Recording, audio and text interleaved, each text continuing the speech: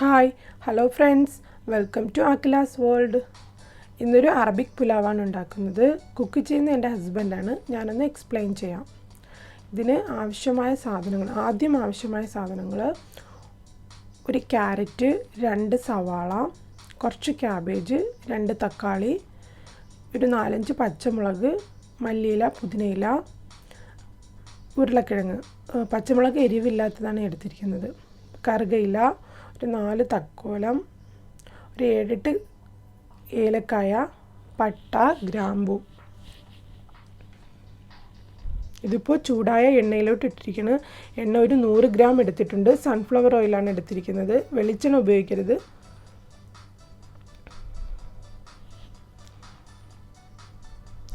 രണ്ട് കിലോ അരിക്ക് ഒരു 100 ഗ്രാം എണ്ണ വേണം. ഇനി അരിഞ്ഞു വെച്ചിരിക്കുന്ന സാധനങ്ങൾ ഓരോന്നായിട്ട് ഇട്ട് കൊടുക്കാം.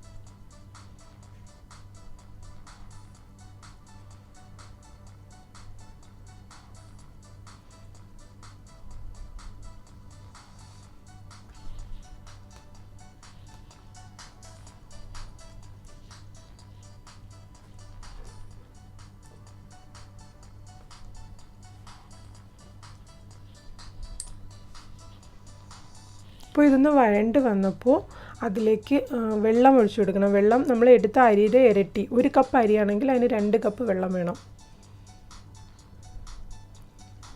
ആവശ്യത്തിന് ഉപ്പ് കൂടി ഒന്ന് ഇട്ട് കൊടുക്കണം. അതുപോലെ 2 ഉണങ്ങിയ നാരങ്ങ 2 വേണം. പിന്നെ മാഗിയുടെ സീസണിങ് പൗഡറും കൂടി ഒന്ന് ആഡ് ചെയ്ത് നന്നായിട്ട് യോജിപ്പിച്ച് കൊടുക്കണം.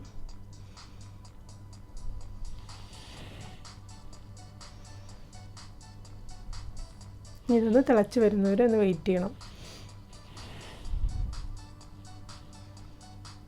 ഇപ്പോൾ ഞാൻ എടുത്തിരിക്കുന്ന അരി പ്രൈഡ് ഓഫ് ഇന്ത്യയുടെ അരിയാണ്. ടിൽഡയുടെയോ പ്രൈഡ് ഓഫ് ഇന്ത്യയുടെയോ അരി, നീളമുള്ള അരിയാണ് ഈ പുലാവിന് വേണ്ടി യൂസ് ചെയ്യുന്നത്. ഇതിപ്പോൾ 15-20 മിനിറ്റ് ഒന്ന് കുതിർത്തി എടുത്ത അരിയാണ്. കുതിർത്തി ഒന്ന് ഊറ്റിയെടുത്തിരിക്കുകയാണ്. ഇപ്പോൾ വെള്ളം തിളച്ചിട്ടുണ്ട്. അതിലേക്കൊന്ന് ആഡ് ചെയ്ത് കൊടുക്കാം.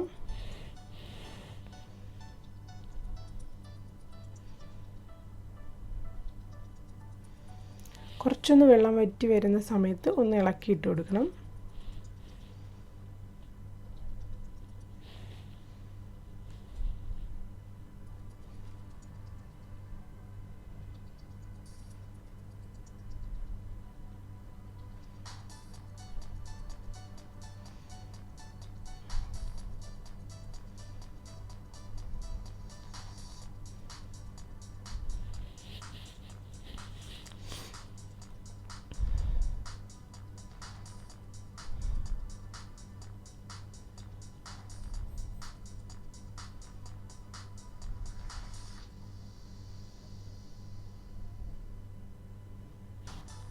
ഇനി ആവി ഒന്ന് പുറത്തു പോകാതെ നന്നായിട്ടൊന്ന് അടച്ചു വെക്കണം.